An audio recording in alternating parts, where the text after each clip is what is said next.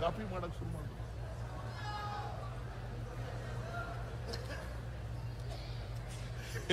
ಈ ನೋಡಿ, ವಿರೋಧ ಮಾಡೋದು ಒಂದು ಕಾಲ, ಕಾಪಿ ಮಾಡೋದು ಇನ್ನೊಂದು ಕಾಲ.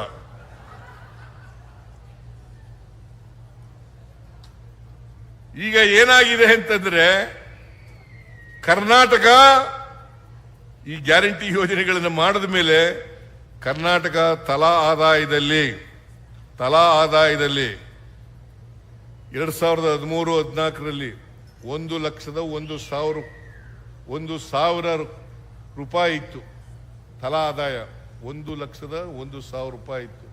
ಇವತ್ತು 2,04,000 ರೂಪಾಯಿ ಆಗಿದೆ ತಲಾ ಆದಾಯ. ಪರ್ ಕ್ಯಾಪಿಟಲ್ ಇನ್ಕಮ್ ಡಬಲ್ ಆಗಿದೆ. ಶ್ರೀವಾತ್ಸವ ಗೊತ್ತಾಯ್ತೇನ್ರಿ? ಬರ್ಕೊಳ್ರಿ.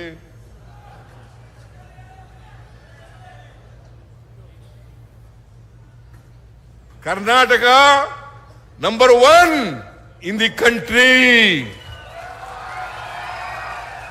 ತಲಾ ಆದಾಯದಲ್ಲಿ ನಂಬರ್ 1.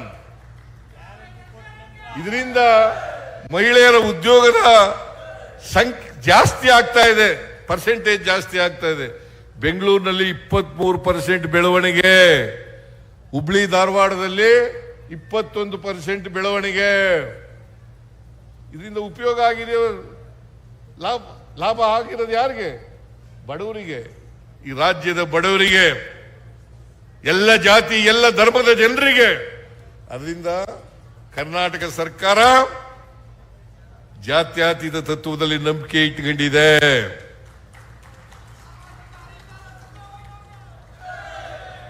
ಎಲ್ಲರ ಅಭ್ಯುದಯದಲ್ಲಿ ನಂಬಿಕೆ ಇಟ್ಕೊಂಡಿದೆ.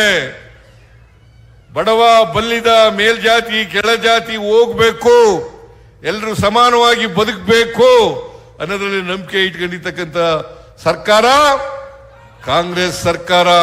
ನಮ್ಮ ಸರ್ಕಾರ ಅಂತಕ್ಕಂಥ ಮಾತು, ನಿಮ್ಮ ಸರ್ಕಾರ ಅಂತಕ್ಕಂಥ ಮಾತುಗಳನ್ನು ಹೇಳಲಿಕ್ಕೆ ಬಯಸ್ತಾ ಇದ್ದೇನೆ. ಅದರಿಂದ ನಾನು ಹೆಚ್ಚು ಮಾತಾಡ್ಲಿಕ್ಕೆ ಹೋಗಲ್ಲ. ಪಾಪ ಈಗಾಗಲೇ ಹೊರಟು ಬಿಟ್ಟಿದ್ರು ಎಲ್ಲ ಮಹಿಳೆಯರು, ಹೆಚ್ಚು ಮಾತಾಡಕ್ ಹೋಗಲ್ಲ. ಈ ಸಾರಿ ಬಾನು ಮುಸ್ತಾಕ್ ಅವರು ದಸರಾ ಉದ್ಘಾಟನೆಯನ್ನ